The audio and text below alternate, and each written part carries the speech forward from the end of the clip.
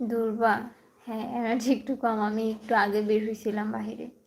আমার একটা বিড়াল পাচ্ছি না, আজকে তোমার 8 দিন হবে। তো পিকু হইতেছে আমাদের বাসায় প্রথম, মানে আমার মিনির প্রথম বাচ্চা হচ্ছে মিনি, মানে সরি, মিনির প্রথম বাচ্চা হচ্ছে পিকু। তো এই বাসায় আমরা নতুন আসছি।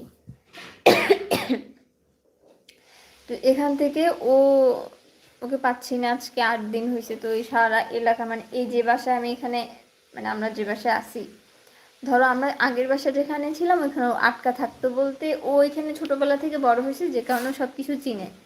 এই বাসাটারও কিছু চিনে না। এখন আশেপাশের এরিয়া যেটা বলবো ভাই, এটা অনেক বড় একটা এলাকা।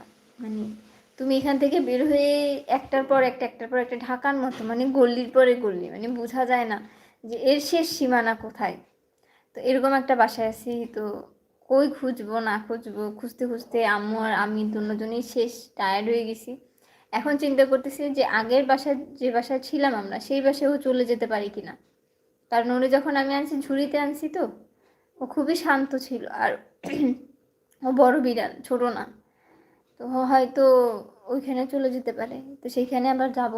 এই খোঁজাখুঁজির মধ্যে আছি, কারণ একটু মনে হচ্ছে যে টায়ার্ড টায়ার্ড লাগতেছে আমাকে দেখতে। এই যে খুঁজে টুজে আসছি, তো অনেক দূর, অনেক হাঁটা লাগছে এখানে।